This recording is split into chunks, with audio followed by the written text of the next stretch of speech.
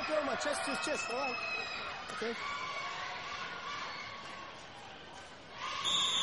با سلام مجدد خدمت بینندگان عزیز. کشتی ما قبل فینال وزن 71 کیلو سعید عبدولی از جمهوری اسلامی ایران با دوبنده آبی در مقابل یک کشتی گیر عنواندار و کهنه‌کار که این 31 سال سن داره در مسابقات آتن 2004 قهرمان المپیک شده این کشتیگیر. حالا سعید عبدولی سعی می‌کنه پای رو خارج کنه.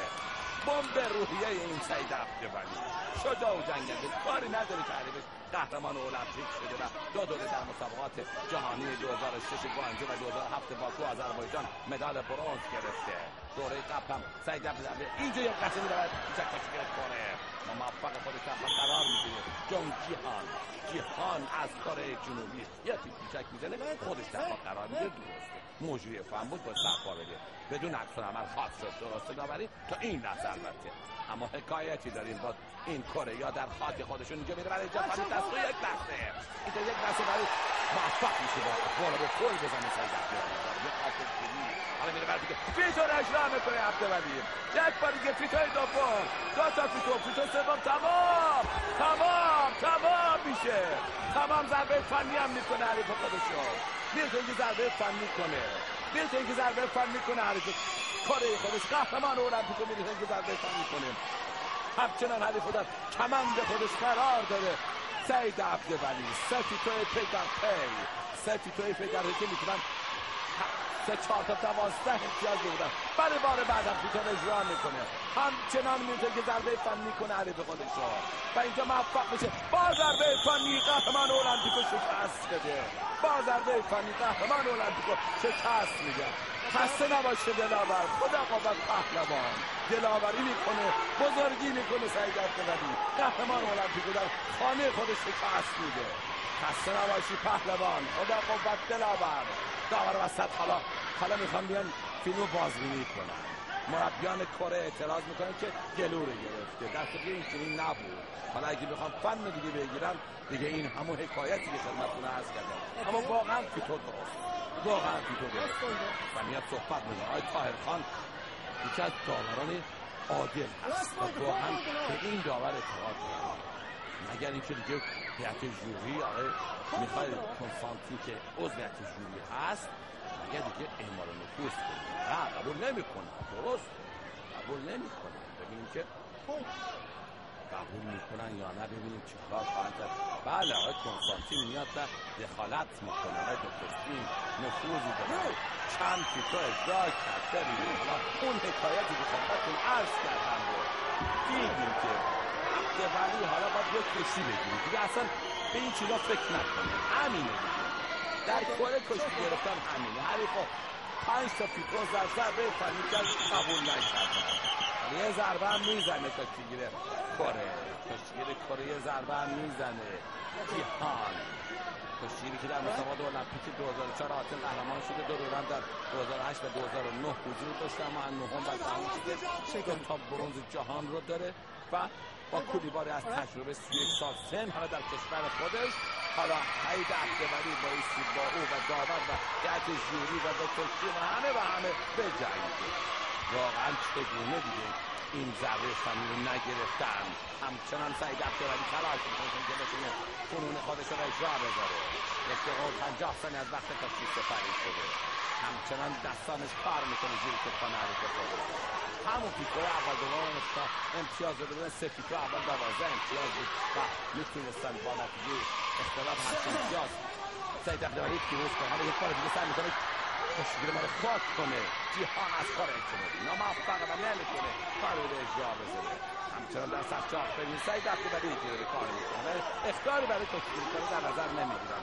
عبدولی مرتب دستش کار میکنه و در تلاش است اینکه بتونه فنون خودش یک بار دیگه برای فیتو اقدام میکنه. فیتو در اختیار گرفته. همچنان فیتو در اختیار داره اینکه بتونه فیتو رو به اجرا بذاره، اما کشتیگیر کره این بار کار به اون نمیگیرن. دست سعید عبدولی رو باز میکنه. 2 دقیقه و 37 ثانیه 38 ثانیه وقت کشتی سپری شده. سعید عبدولی یک سر کار میکنه، یک پارچه کار میکنه، همچون موج بعدش میتازه، همچون موج یک سره و یک نواخت کار میکنه. یک بار دیگه دستاش زیر کتفان کشتیگیر کره جهان کار میکنه و تا اینکه بتونه کاملا اون خسته کنه. یه لحظه وایسته به اون اختار میدن، به کشتیگیر ما اختار میدن و هر چه کشتیگیر ما کار کنه اصلا خبر از اختار میدن. اختار وجود نداره در کشتیگیر فرنگی. وقتی سیستم اصلا قرار میشه، وقتی اصلا قرار میشه کشتیگیر کره رو مشابه میفرمایید که کار کردن دستان بی وقته کشتیگیر ما اینجا یک لحظه با گولانداز موفق شد عبدالولی رو به پل بزنه متوجه. حالا تیپا رو ببینید، این تیپا اول، ببینید تیپا دوم و تیپا رو به اجرا میذاره کاملا درسته. دست و گردن، یک دست و گردن درست، گردن تنها خلافه، واقعا درست. دست رو با گردن گرفته بود. وقتی دست و گردن گرفته بشه درست است، اما اگر دست رو درگیر نکنه دست حریفه اونجا که خطا اصلا نه دارم دیگه ضربه فنی نگرفتن و امتیازاتش هم ندادن بهش. 5 پیچوزن میپردازیم به وقت دوم من مبارزه دوم 6-4 به سعید عبدالولی که روری از خطه انگلستان شهر ایزه همچنان کار میکنه. دستار قهرمان جهان شد در سال 2011. تمامی رقابت خودش رو شکست داد. در المپیک به دین و حقش رو پایمال کردن فیلایا و در اون زمان نتونست مدال بگیره. قهرمان آسیا شده. در دوره قبل در بازی آسیایی گالتو مدال طلا گرفته. امیدواریم بتونه از صد این حریف بگذره مدال طلاشو رو تضمین میکنه. از صد این حریف بگذره طلا خواهد گرفت. در فینال هم حریف شکست داده. اما این کشتی از فینال هم برای اون سخت داره، چرا که با یک کره‌ای داره، نه اینکه با جهان داره. هر جای دیگه دنیا بود راحت میتونه کشتی رو شکست بده. دار کشتی رو قطع میکنه، بی جهت کشتی رو قطع میکنه تا اینکه وقفه ایجاد کنه و یه نفسی چاق کنه و اون فشاری که داره کشتیگیر ما میاره روی کشتیگیر کره جنوبی، این فشار رو یه وقفه‌ای درش ایجاد کنه. میدونه با چه کار کنه. وقتی که بخوان این کار انجام بدن داوران دیگه کارشون رو بلد اما اونجا هستیم که یک بار دیگه میزنه زیر کفان کشتیگیر ما و موفق میشه باز کنه. این چه امتیازی؟ 4 امتیاز میدن در اینکه احتمالاً 2 امتیاز 4 امتیاز میدن به کشتیگیر کره. عبدالولی نباید اعصابش بکنه، اصلا نبایستی به پردازه به داوری. حالا ببینید که چه امتیاز داوران میدن. آقای ببینید امتیاز همین روی تابلو ثبت 2 یا 4 ببینید که چه امتیاز رو خواهد داد. قاضی چه امتیاز رو میده. ببینید که آقای ترزان ببینید باید بره عبدالولی وسط بشه دیگه. عبدالولی نباید بیاد رئیس بشینه، اصلا نباید بیاد.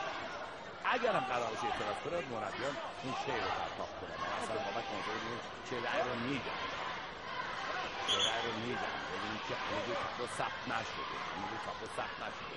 6-4 روی تابلو امتیازی داده نشده. ما خدمتتون عرض کنیم امتیازی داده نشد تا این لحظه. 4 امتیاز برای دوباره قرمز حالا در نظر میگیرن. کشتی حالا 8-4 میشه که حالا آقای حسن بابک اعتراض میکنه. خدمتتون عرض کردم حکایتی داره کشتی گرفتن با کره‌ای‌ها. حالا بخواد دیروز هم که ما کره شکست دادیم دیروز صبح یه کشتی یه طرفه بود، 10 تا پا میگرفتن بچه‌های ما. اونقدر یه طرفی که نمیتونستن کاری بکنن. اما در کشتی فرنگی دست داور بازه. عبدالولی باید بره وسط بزن، اصلا با داور صحبت نکنه. عبدالولی باید کشتی شده. یک بار یه فیلم دیدیم با هم دیگه و حالا اگر امکان داشته باشه بله. خب فیلمی که دیدیم حالا آقای حسن بابک هم که واقعا نگران است. بله امتیاز دیگر مشخصی که اعتراض مورد قبول واقع میده. مشخصه این معلومه که اگه بخواستن بدن که دیگه امتیازی که نمیدن همچنان در سرشاهکار دنبال میشه. 1 دقیقه و 30 ثانیه فرصت به عبدالولی ما در مقابل قهرمان المپیک یک بار دیگه میشه رئیس مجلسی. این اعصابش به هم ریخته عبدالولی. سعید عبدالولی در تلاش است که بتونه با کار کردن دست‌ها شرایط برای تیم ایجاد کنه. حالا اجازه نمیده سرگردان میگه یک بار دیگه میره برای تو. ببین اصلا اختیاری وجود نداره در کشتی فرنگی که یک لحظه میتونن تو 5 ثانیه 10 ثانیه اختیار میگیرن و کشتیگیران 3 اختیار میکنن.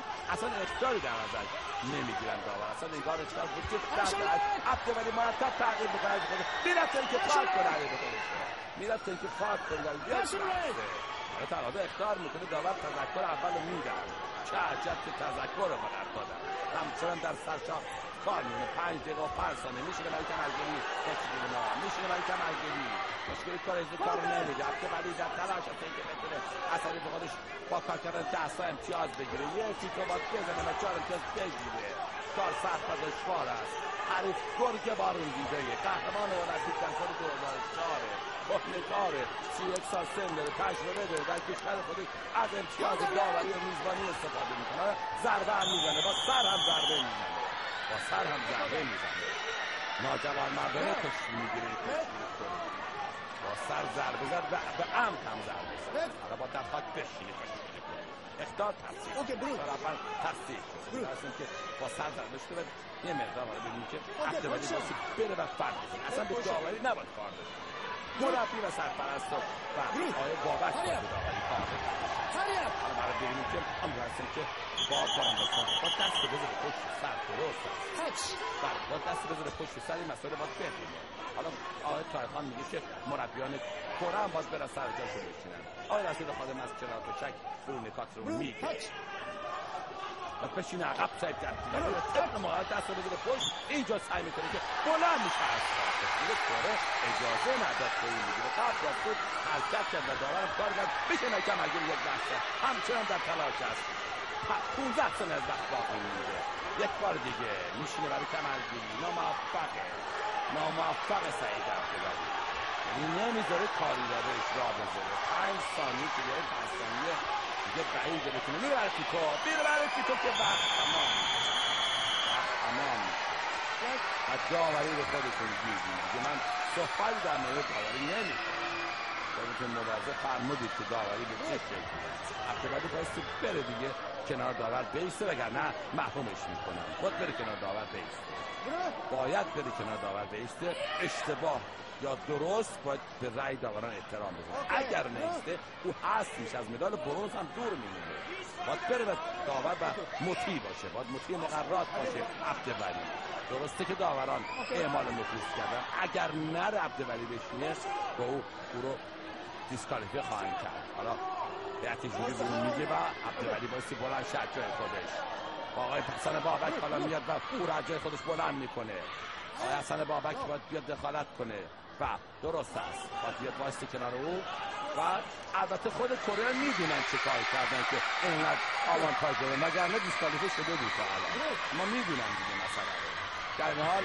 خسته نباشید میگیم به عبدالولی عزیز تلاش کرد تلاش خودش کرد از نظر ما بازنده نیست و این کره‌ها بودن که به این شکل اونو باتروندن رو مغلوب کردن هم 5 تیتو زد هم ضربه فنی کرد اما نگرفتن هم اخطارم ندادن میتونستن 3 اخطار کنن در نهایت این چنین هست حکایت کشتی گرفتن با کره‌ها در خاک خودشون خب بر روی تشک‌های دیگه حالا به مزه این کشتیگران برای تشک بیان خدمتتون خواهیم بود یه کشتیگرا 98 تامون برای فینالیست شدن داره که امیدوار هستیم که این کشتی رو بتونه علیاری ببره و 2 تا فینالیست بشه یه فینالیست داریم علیرضا اخلاقی کشتی